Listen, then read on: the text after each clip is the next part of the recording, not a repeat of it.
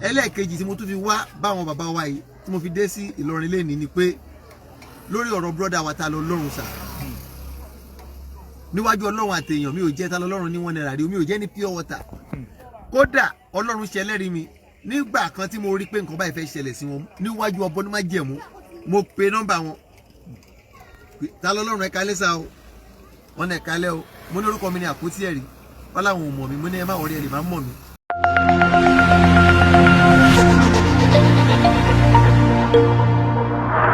láti lè confam torí kí ni yẹn pẹ̀lú nǹkan tó ń da èmi lọ́kàn rú ó dẹ̀ ní àwọn nǹkan kan tí mo ti rí tẹ́lẹ̀ tí mi ò tí lè sọ tó bá ti tásìkò ọ̀rá máa sọ lébi pé wọ́n ṣàfẹ́ da àárín Yorùbá rúṣá bó ṣe ń lo ọ̀nà òṣèlú ló ń lo ọ̀nà ẹ̀sìn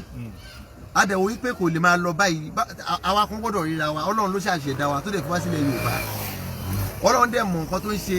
sọ pé kó tó di wípé bàbá wa Àfọ̀njá lọ ìṣojú wọn ni wọ́n ti sọ wípé kí ni o kí bàbá lé nìyẹn kí wọ́n máa ṣáájú nílùú Ìlọrin kí dẹ̀ ṣe bàbá Àfọ̀njá nìkan èrò pọ̀ ìlú oríṣiríṣi ló wà ń bẹ̀ tí wọ́n ní kí bàbá yẹn kó lead bàbá yẹn dẹ̀ lead ìlú tóbi kọjá bẹ́ẹ̀ anybody ṣe expect wọn ò ní kí n má ṣe kérúwù mi mọ́ wọn ò ní kí n má jáwé kí n má ta nǹkan tí mo ń ta fáwọn kọ́sọ́mà mi tí mo fi ń bá wọn kí ọ jẹ̀dí bá wọn kí ọ àwọn ojú olúwa kankan wọ́n ní but kí wọ́n dédé sọ pé ókè o àwa gbé aago ìgbàlà àbá gbé crusade àwa lọ dúró sínú ààfin ọba pé gbogbo ọmọ kérúwù gbogbo ọmọ sẹ̀lẹ̀ gbogbo CAC gbogbo the apostolic catholic anglican methodist ẹ máa bọ̀ pé èèyàn ti kọjá àyè ẹ̀ nìyẹn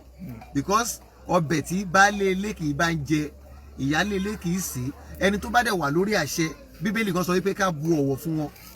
so anybody lè ṣe mistake bóyá Tinubu bá ń bíyàn láti sọ̀rọ̀ torí pé ìbínú ò mọ olówó ẹ̀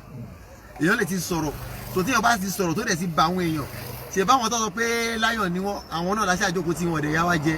wọn ò pa wá wọn ò fi nǹkan náà wọn ti wá mọ́lé so ọkàn kan mi ní parọ́ fún yín o bàbá ọkàn kan ni mo fi débí torí tension pọ̀ ṣe rí anything lórí social media tá a bá ti gbọ́ a gbọ́dọ̀ máa wà careful gbogbo nǹkan tó wà lórí social media kọ́ ló jẹ́ lórí àwọn míì rí but àwọn nǹkan míì wà lórí social media tó jẹ́ wípé àwọn blogger wọ́n mọ̀ pé trending news inú ìbànújẹ́ àwọn kan ní trending news ló ti máa ń rìn bí kẹ́jẹ̀ ṣẹlẹ̀ bí kọ́ tìyàn mọ́lé bí kọ́ ní pásítọ̀ bóbìnrin olóbìnrin sùn wọ́n ká wọn wọ́n fẹ́ tú àṣírí wọn ìyẹn làwọn máa ń sábà rí Ọlọ́run wà ní jẹ́ àtẹ̀yìntẹ̀ ń wò wá àtàwọn àtàwọn gbàdúrà àtàwọn sọ̀rọ̀ pé kílẹ̀ Yorùbá lálàáfíà yìí Ọlọ́run ní jẹ́ káwa bọ́ sínú agolo wọn tó bá ṣe wá ń sapá yẹn náà wọ́n máa já sí kòtò fúnra wọn ni. ẹlẹ́ẹ̀kejì tí mo tún fi wá báwọn bàbá wa yìí tí mo fi dé sí Ìlọrin lẹ́ni ni pé lórí ọ̀rọ̀ brọ́dà wa ta lọ lọ́rùn sà níwájú Ọlọ́run àtèèyàn mi ò jẹ́ ta lọ lọ́rùn ní 1 naira rí mi ò jẹ́ ní pure water kódà Ọlọ́run ṣẹlẹ́rìí mi nígbà kan tí mo rí pé nǹkan báyìí fẹ́ ṣẹlẹ̀ sí wọn níwájú ọbọ ní májẹ̀mú mo pe nọ́mbà wọn ta lọ lọ́rùn ẹ̀ka lẹ́sà o wọn ẹ̀ka lẹ́ o mo ní orúkọ mi ní Apoti Eri wọn làwọn ò mọ̀ mi mo ní ẹ má wọrí ẹ lè má mọ̀ mi but èmi mọ̀ yín iṣẹ́ tó dalẹ̀ ń ṣe fúnlẹ̀ Yorùbá ṣùgbọ́n lákàntí máa dá orúkọ èèyàn tàbí ká máa wà too confrontational pé ó léwu wọ́n dẹ̀ pa fóònù mọ́ mi létí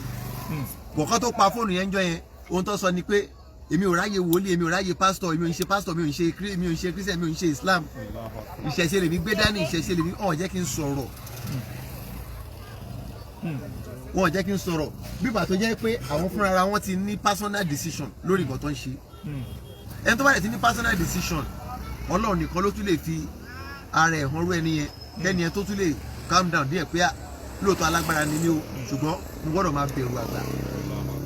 so èmi mọ̀ pé lágbára Ọlọ́run lọ́la ẹ̀yin ọmọ Yorùbá lọ́la ẹ̀yin ọmọ Nàìjíríà lọ́la àwọn alájà wa lọ́la àwọn àfa wa tó jókòó yìí tára Ọlọ́run ò ní kú sẹ́wọ̀n lágbára Ọlọ́run but lágbára Ọlọ́run wá dé bá ràn wọ́n lọ́wọ́ láti lè ṣàánú fún wọn tó láwọn kan tiẹ̀ ń sọ pé àánú ẹ̀ ti ń ṣàwọn báyìí pé gbogbo ọ̀nà táwọn lè gbà kan làwọn ti ń gbé bẹ́ẹ̀ bọ̀ tí wọ́n tó ń dùn àwọn ni pé àwọn èèyàn wa tún padà lọ máa point accusing finger tó lè yẹ pé èmi gan mọ̀ pé lẹ́yìn ní lọ ẹ̀kúnrẹ́rẹ́ okay sir lẹ́kúnrẹ́rẹ́ ni pé wòlíì wa Apoti Eri lẹ́yìn ìgbà tí a jọ rin gbogbo inú ìgboro tán mò ń rìpọ́tì fáwọn èèyàn ní báyìí tá a jọ rin gbogbo inú ìgboro tán tá a déwájú Emir Palace tó bá jẹ́ wípé ó rọrùn fún wa ni láti rí Emir of Ìlọrin but ọba wọn kì í ṣe ọba téèyàn máa rí bẹ́ẹ̀ ọba Ìlọrin ọmọ Ìlọrin tó bá fẹ́ rí wọn gan yóò jẹ́ ọjọ́ Friday wàá lọ sí Central Mosque of Ìlọrin ibẹ̀ ló ti lè rí Emir wa tó o bá tún wá jẹ́ nìkan tó lè struggle dáadáa láàrin èrò ojú rò nìkan ibi tí èrò máa ń pọ̀ dé ní Central Mosque wa nínú ọjọ́ ẹlẹ́ẹ̀kejì téèyàn lè rí ọba wa ní tá a bá ń ṣe ọdún àwẹ̀ tá a gbàwẹ̀ tán èèyàn lè rí ọba wa ẹlẹ́ẹ̀kẹta ni ọdún iléyá èèyàn lè rí ọba wa ẹlẹ́ẹ̀kẹrin ni ọjọ́ tí a bá ń ṣe dọ́bà àbí báríkè èèyàn lè rí ọba wa ọ lè rí wọn tí a bá ń ṣe mọ́lídùn nàbí yìí irú yìí tá a ṣe ní stadium níjọ́ òní lọ́sẹ̀ tó lọ yìí ní 12 Rabiul Awwal o lè rí ọba wa o lè rí wọn níbi hijira tá a bá ń sọdún hijira gbogbo ọjọ́ yòókù ó tún di ọdún míì kan tó fojú kan ọba wa ní àwa tá à ń gbé nù yìí yàtọ̀ sí àwa tá a bá lọ book appointment wípé a fẹ́ rí wọn wọ́n á wá fún ẹ ní déètì tó wà nǹkan tó sì fẹ́ rí wọn fún yóò jẹ́ nǹkan tó wà reasonable genuine reason ló gbé lọ sọ́dọ̀ wọn ọ̀rọ̀ pé mo kàn wá kí yín mo wá wojú yín ò lè rí yẹn ṣe tó bá jẹ́ kó rọrùn fún wa bẹ́ẹ̀ ni àbá wọlé ká kí ọba wa mọ́ àbúkà pẹ́ẹ́lẹ́ ti gbà wá láàyè tá a ti dúró síwájú àfin tọ́lọ́pàá òde kó wa tọ́lọ́pàá kó wa gbogbo àwọn security wọn náà ni wọ́n rí wa àti lẹ́yìn ọmọ wọn àti lẹ́yìn wọn náà nìyẹn. àtúnjọ dúró níwájú Central Mosque wa ni the best Central Mosque in Africa bàbá wa wòlíì Apoti Eri wọ́n rí ilé ní ìgbà táwa ṣe gbogbo yẹn tán bàbá wa wọlé sí mi lára pé ó kọ ẹyọ kan o táwọn fẹ́ kí Ìlọrin ṣe fún àwọn ẹ̀yin tẹ́ ń kọ́ọ̀lù mi ẹ dákun á wà lórí live láyìn tẹ́ ń pè sí ẹ̀rùn mi ṣe program lọ́wọ́ bàbá wa Apoti Eri wọ́n wá wọlé sí mi lára wípé ó kọ ẹyọ kan o ọ̀rọ̀ ta lọ́lọ́run yìí gẹ́gẹ́ bí ẹlẹ́ran ara tó tún wá jẹ́ ọmọ Yorùbá tá a jọ ń sọ èdè kan náà lẹ́nu kí la fẹ́ ṣe sí i mo wá ní láti máa ṣàlàyé fún wọn wípé ọ̀rọ̀ náà ti kúrò ní ọwọ́ ti tèmi ó dà ó ti kúrò lọ́dọ̀ ọmọ Ìlọrin kan ordinarily torí wípé ńjọ́ tí à ń họ́ọ̀jì wọn pé ẹnikọ́mọ yìí wá bẹ̀bẹ̀ àánú rẹ̀ ti ń ṣe àwa náà but comment àwọn olólùfẹ́ rẹ̀ ní wípé kò ní bẹ̀bẹ̀ ẹni tó bá sì dúró pé òun ò ní bẹ̀bẹ̀ mo máa ń kọrin kan orin Saheed Òṣùpá ni àmọ́ ọgbọ́n àti òye pọ̀ nínú orin ní ìrántí rẹ̀ táwọn ẹjẹ́ kí n kọ díẹ̀ níbẹ̀ ó ní ẹni tó ṣẹ̀ ẹgbẹ́ ẹni kó ṣe sọ́ọ̀rì àbí kò ní lè ṣe ni gbàmígbàmí lè yan gbà àìgbà mẹ́sẹ̀ mi rò ẹni òyìnbó fẹ́ràn ló máa ń sọ̀sà tí mọ́lé ó ní àfàìwá sọ́bà ló máa pẹ́ lẹ́wọ̀n bí ọ̀bọ so téèyàn ò bá ti lè ṣe sọ́ọ̀rì pírọ́blẹ́mù ni nínú ayé kódà láàrin lọ́pọ̀ láyà tí ò bá ti mí ìtẹ̀fẹ́ sọ̀rọ̀ lọ́bẹ̀ yẹn mọ́ wọ́n ti ní ká mọ̀ sọ ọmọ wọ́n ti ní ká mọ̀ sọ pé kó wá ṣe sọ́ọ̀rì